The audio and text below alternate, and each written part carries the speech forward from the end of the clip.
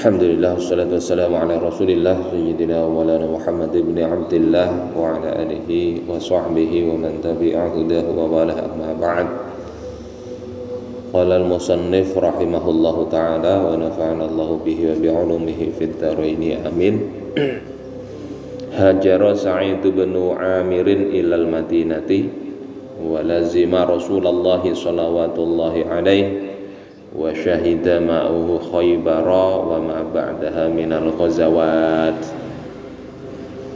Ini kita suwarun min hayatis sahabah, kita lanjutkan, yakni tentang biografi para sahabat Nabi.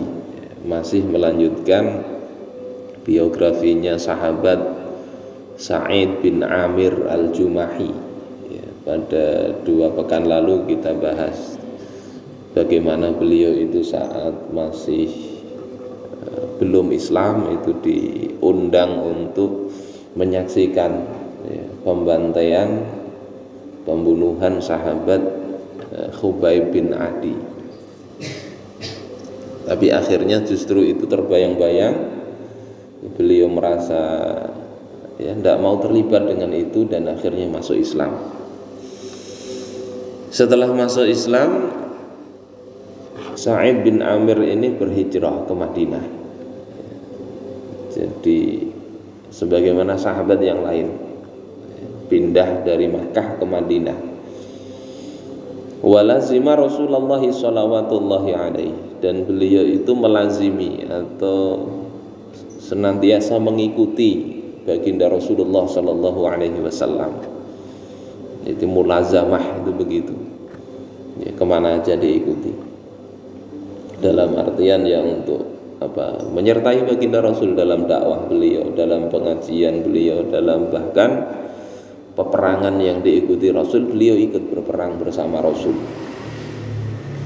Wa syahidah ma'u Khaybara wa ma ba'daha minal ghazawat. Dan Sayyidina Sa'id bin Amir ini beliau ikut serta di dalam perang Khaybar. Perang Khaybar. Tahu Pak Johan? Perang Khaybar itu perang setelah perjanjian Hudaybiyah. Jadi sebelum perjanjian Hudaybiyah itu ada orang-orang Yahudi Khaybar itu oleh sahabat Rasulullah itu ketahuan mau bersekongkol dengan orang-orang kafir Quraisy. Jadi semacam aliansi untuk menyerang kota Madinah. Jadi ini di 2 pihak yang berlawanan ini.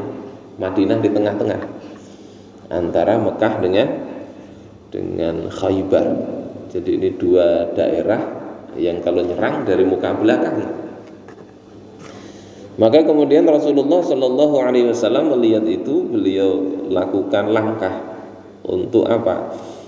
Untuk mengantisipasi bagaimana agar serangan dari 2 pihak ini tidak terjadi.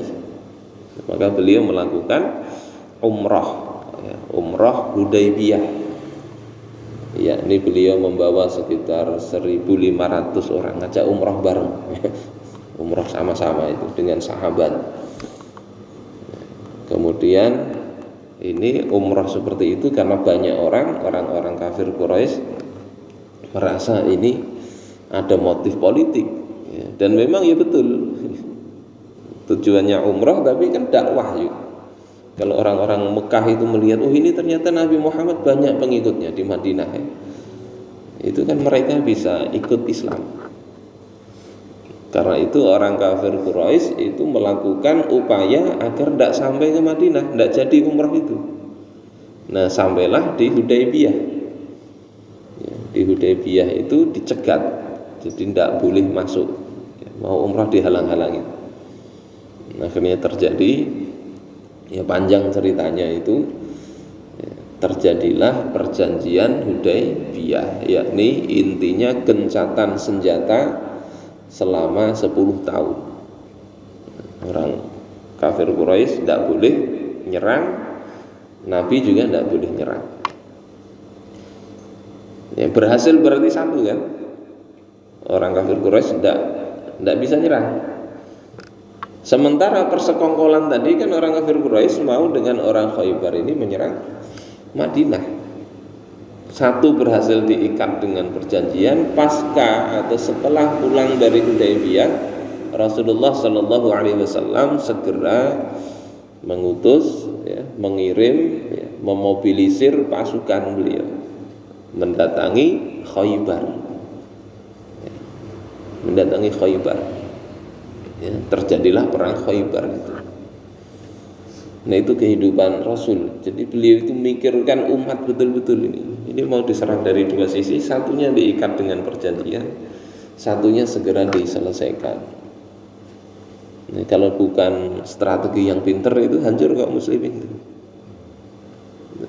Hancur itu.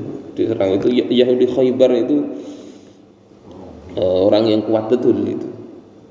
Kuat betul. Jadi sebelumnya di Madinah itu kan di sekitarnya itu ada klan Yahudi, itu ada Yahudi Bani Qainuqa.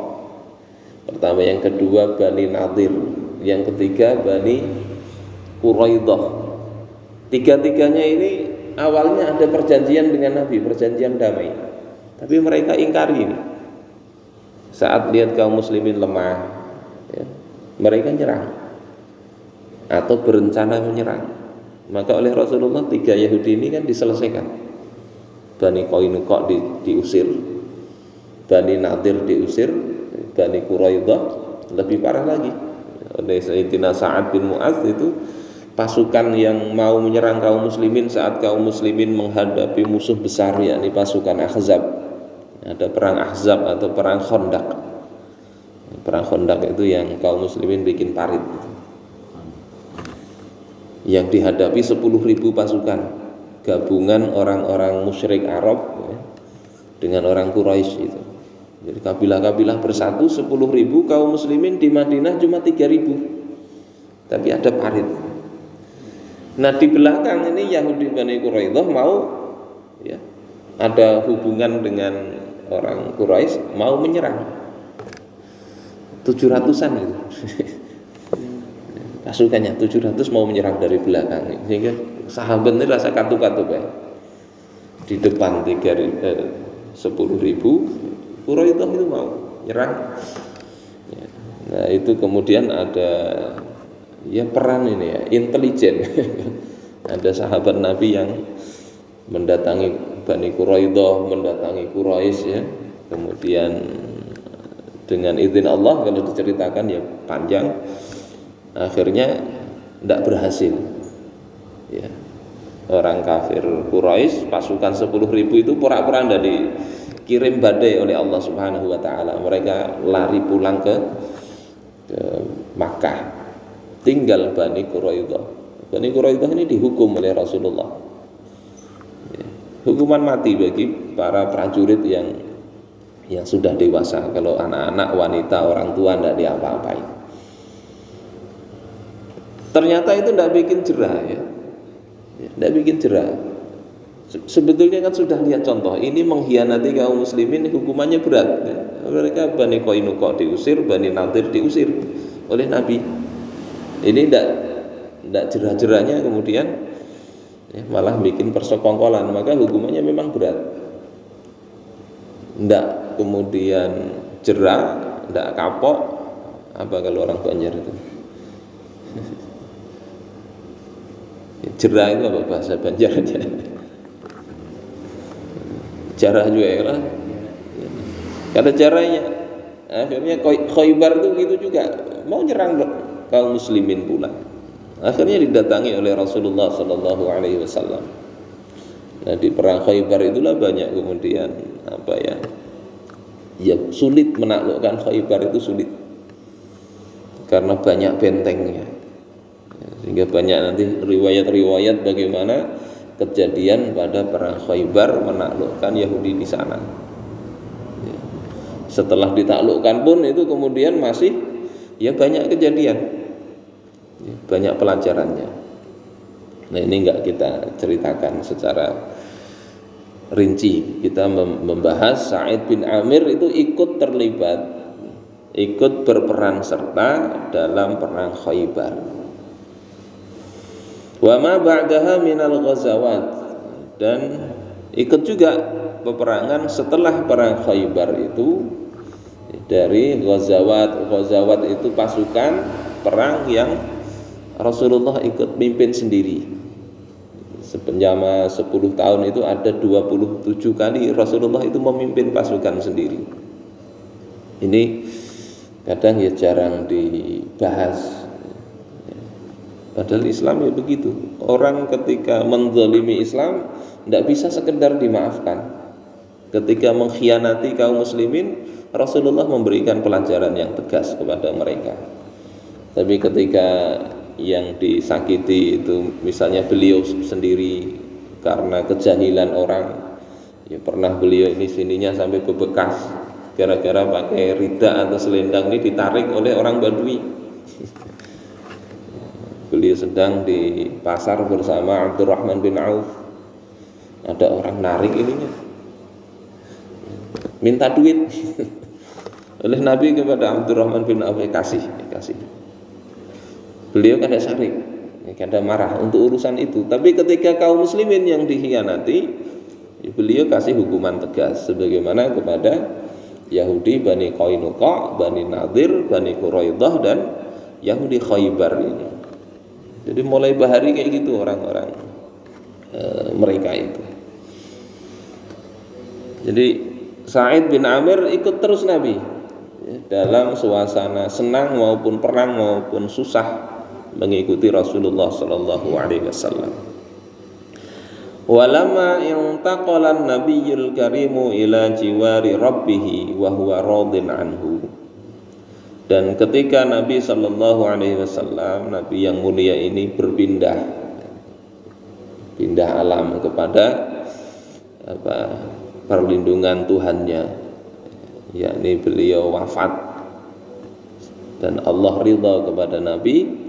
Dhalla min ba'dihi sayfan maslulan fi aidi khalifataihi Abi Bakrin wa Umar.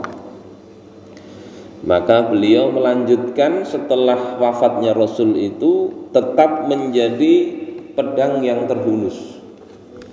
Ini kiasan ya. Kiasan.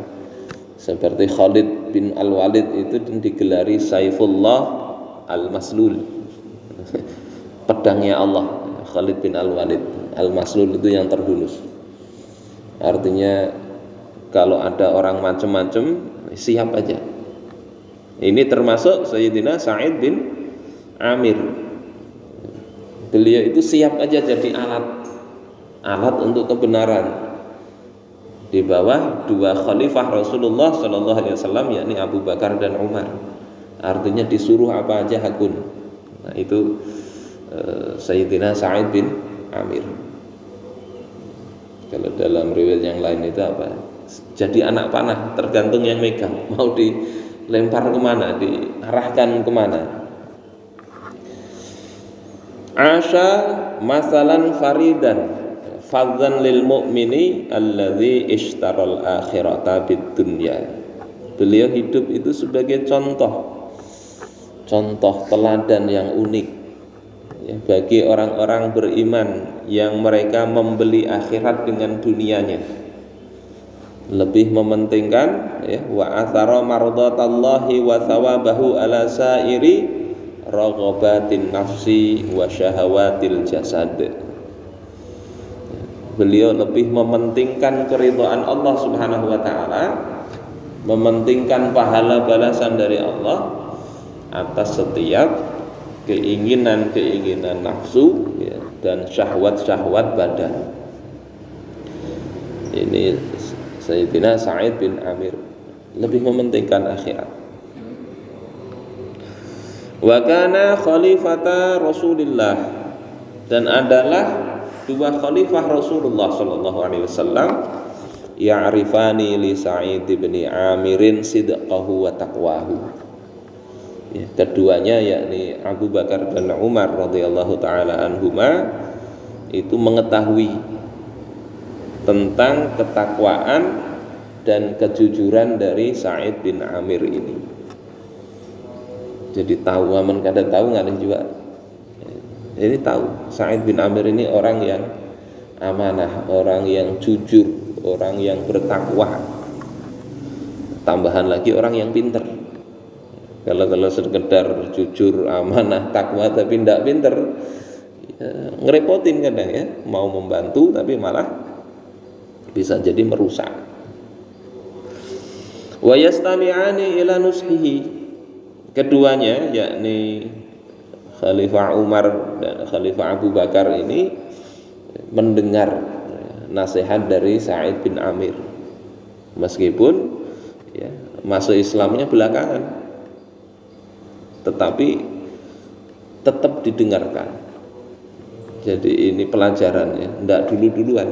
Ini masuk Islamnya kan setelah hijrah ini Sa'id bin Amir. Tapi oleh Khalifah Abu Bakar dan Umar tetap didengerin nasihat-nasihatnya. Wa yusikhani ila qawlihi, dan mendengarkan perkataan Sa'id bin Amir ini. Dakhala ala Umar bin al-Khattab fi awal khilafatih. Sa'id bin Amir ini menemui Umar bin Khattab ya, masuk ke rumahnya Umar bin Khattab pada saat awal Umar bin Khattab itu diangkat jadi kepala negara, jadi khalifah. Faqala ya Umar, kemudian Sa'id bin Amir ini mengatakan, wahai Umar, usika an tahsyallaha finnas, aku menasihati engkau. Ini bahasa orang Arab. Usika, memberikan wasiat kepada engkau agar engkau itu takut kepada Allah dalam urusan manusia. Jadi beliau ini kan jadi kepala negara ini harus ngurus seluruh rakyat. Dinasihati oleh Sa'id bin Amir, hendaknya engkau takut kepada Allah di dalam ngurus urusan manusia. Ya, karena ngurusnya tidak benar, itu jadi kehinaan, penyesalan di hari akhir, kan begitu kata Rasulullah. Wa innaha amanah wa innaha yaumal qiyamati khizyu wa nadamah. Sesungguhnya jabatan itu adalah amanah, dan sesungguhnya dia, jabatan itu akan menjadi khizyun, kehinaan, wa nadamah, dan penyesalan pada hari kiamat, kecuali kalau ya, mengambilnya dengan benar. Illa man akhadhaha bihaqqiha, kata Nabi dalam Sahih Muslim, kecuali kalau dia ngambil kekuasaan jabatan itu dengan benar. Kemudian wa addal ladzi alaihi fiha, yang kedua kalau dia memberikan menunaikan tupoksinya ya, amanah-amanah di dalam jabatan itu sesuai dengan hukum Islam. Jadi dua itu, ngambil jabatannya benar, kalau sudah jadi pejabat mesti dilaksanakan tugas-tugas yang dibebankan Allah kepada dia. Nah ini nasihat Sa'id bin Amir, engkau hendaknya takut kepada Allah ketika ngurus manusia itu. Kalau tidak gitu ya tadi, hina di akhirat, nyesal. Jangankan di akhirat, di dunia aja kadang sudah banyak nyesal kan.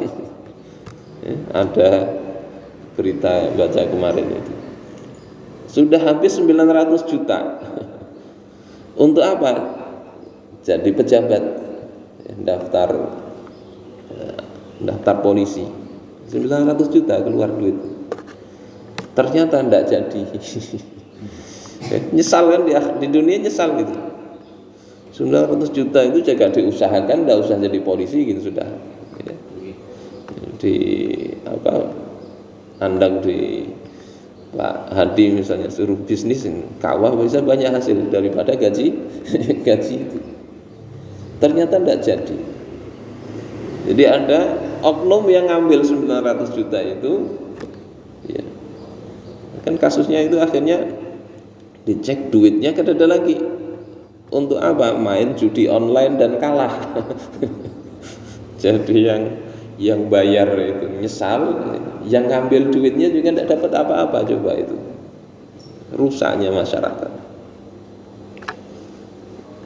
Jadi kalau tidak takut-takut pada Allah ya kayak gitu.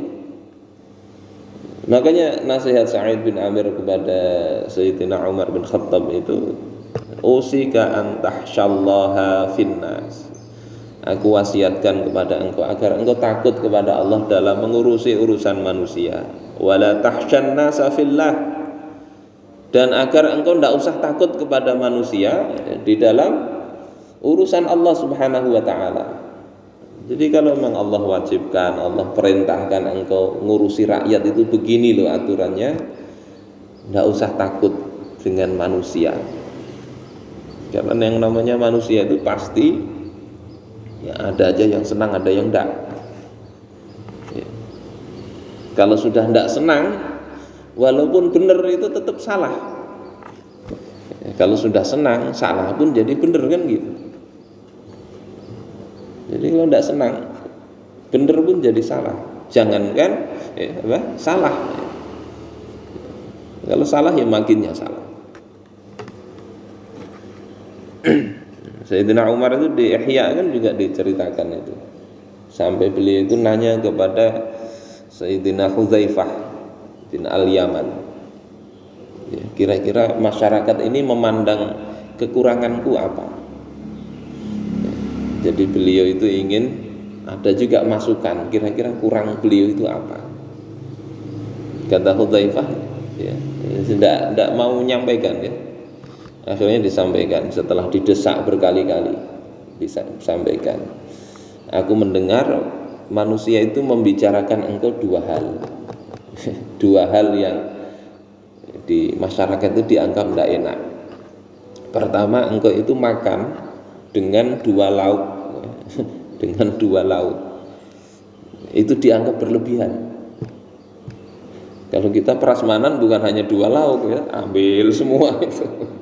Ada 10 lauk, ada 10 kuah, ya, kita bisa ambil semua.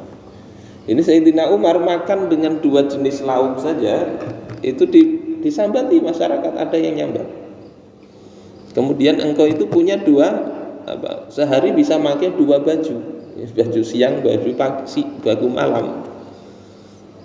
Rupanya bahari itu satu baju itu satu hari.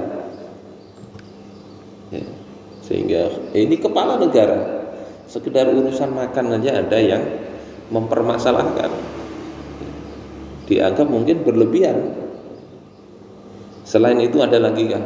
Tidak ada, kata Hudzaifah bin Al-Yaman. Artinya bagus benar ngurusi masyarakat ini Sayyidina Umar.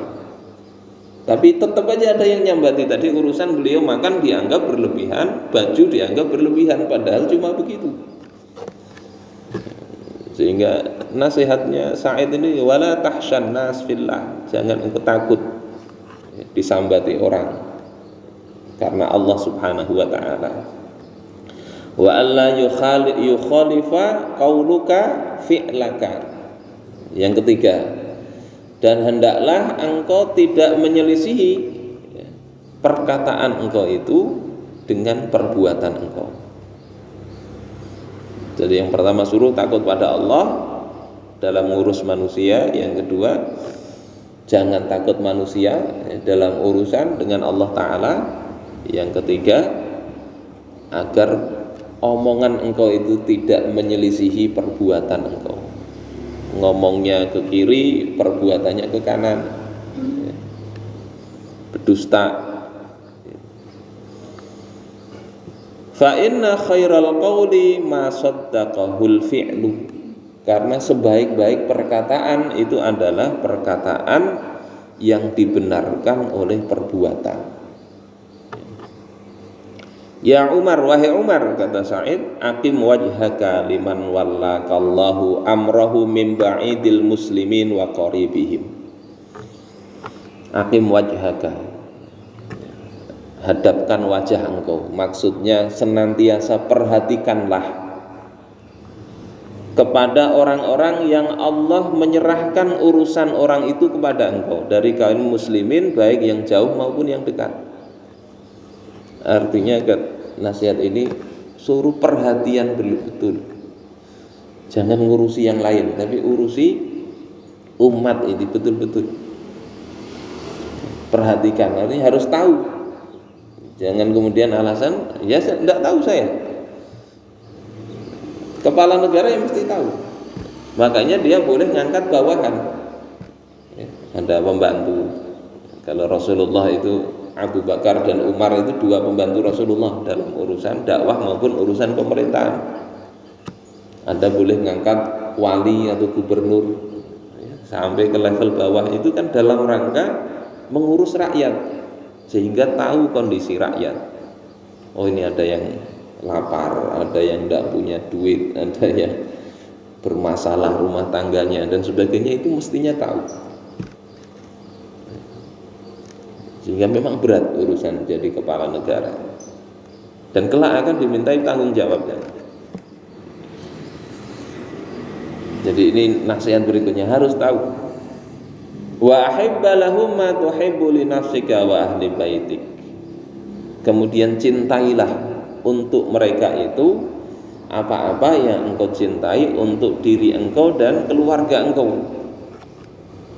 Engkau itu inginnya apa, keluarga engkau itu inginnya seperti apa, maka hendaknya rakyat engkau itu juga engkau jadikan begitu. Wakrah lahum ma takrahu li nafsika wa ahli baitik. Dan bencilah sesuatu yang kalau itu apa menimpa engkau dan keluarga engkau benci juga. Tidak senang kita diapakan, tidak senang keluarga kita diperlakukan dengan perlakuan tertentu, maka perlakuan itu jangan dilakukan kepada rakyat.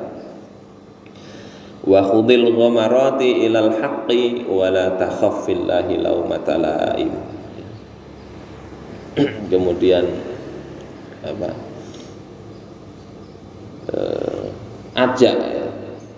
Ajak sesuatu yang dari ghamarat. Ghamarat itu kan sebenarnya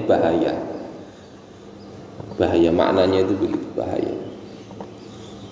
Jadi kondisi apapun ya, maka ajak kepada kebenaran.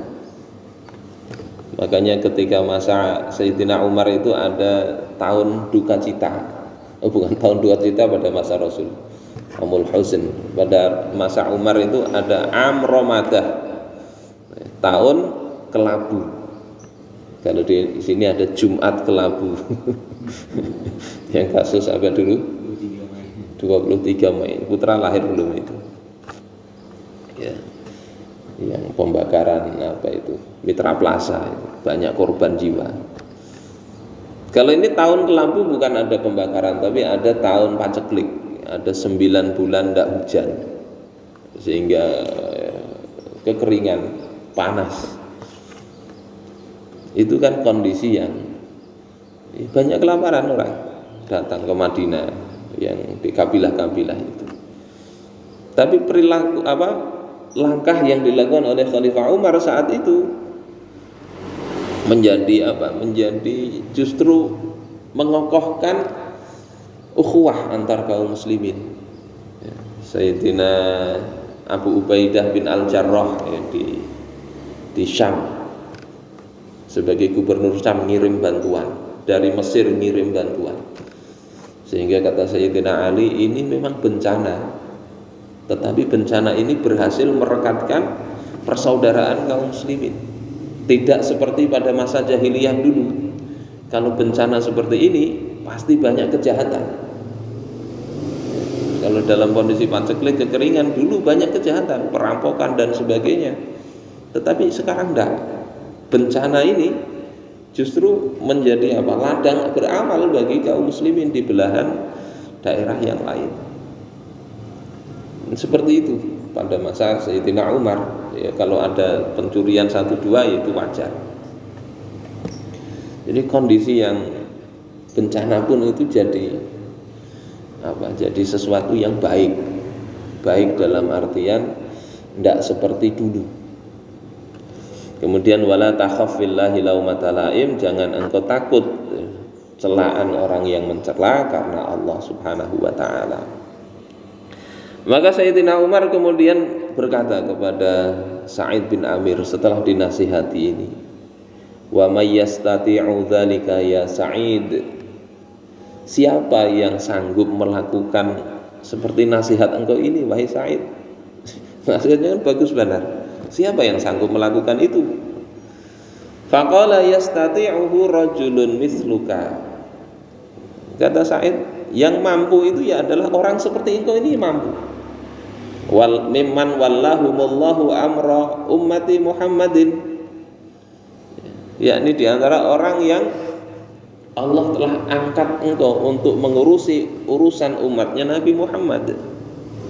Allah kasih engkau jabatan, artinya Allah pandang engkau mampu untuk melakukan apa yang engkau nasihatkan tadi. Walaisa bainahu wa bainallahi ahadun, dan tidak ada antara dia, yakni antara Umar dan antara Allah itu sesuatu pun. Artinya Sayyidina Umar betul-betul bertawakal kepada Allah Subhanahu wa taala. Insya Allah mampu. Jadi jangan tanya siapa yang mampu melaksanakan nasihat itu. Nah, ini ceritanya masih panjang, insya Allah kita sambung di pertemuan berikutnya. Mudah-mudahan ini menjadi bukan sekedar kisah. Kisah ini kan ada pelajaran. Minimal kita itu punya keinginan juga lah, punya anak itu perilakunya seperti Sa'id bin Amir atau seperti sahabat. Termasuk kita ada keinginan diri kita meneladani, mencontoh sahabat tersebut. Ini mungkin untuk pertemuan kali ini, mudah-mudahan bermanfaat. Amin amin ya Allah ya rabbal alamin. Bismillahirrahmanirrahim. Alhamdulillahirabbil alamin. Wassalatu wassalamu ala asyrafil mursalin wa ala alihi washabihi ajma'in. Allahumma ja'al jam'ana hadza jam'an marhuma wa tafarruqana min ba'dihi tafarruqan ma'suma. La taj'al fina wa la minna wa la bainina shaqiyyan wa la mahruma. Allahumma anfa'na bima 'allamtana wa 'allimna ma yanfa'una wa zidna 'ilman nafi'a. واجعل علمنا حجة لنا لا حجة علينا واجعلنا من الذين يستمعون القول فيتبعون أحسنه برحمتك يا أرحم الراحمين. اللهم اهدنا واهد بنا واجعلنا سببا لمن اهتدى. ربنا آتنا في الدنيا حسنة وفي الآخرة حسنة وقنا عذاب النار. وصلى الله على سيدنا محمد وعلى آله وصحبه وسلم بفضلك سبحان ربك رب العزة عما يصفون وسلام على المرسلين والحمد لله رب العالمين. تقبل الله منكم إنا ومنكم.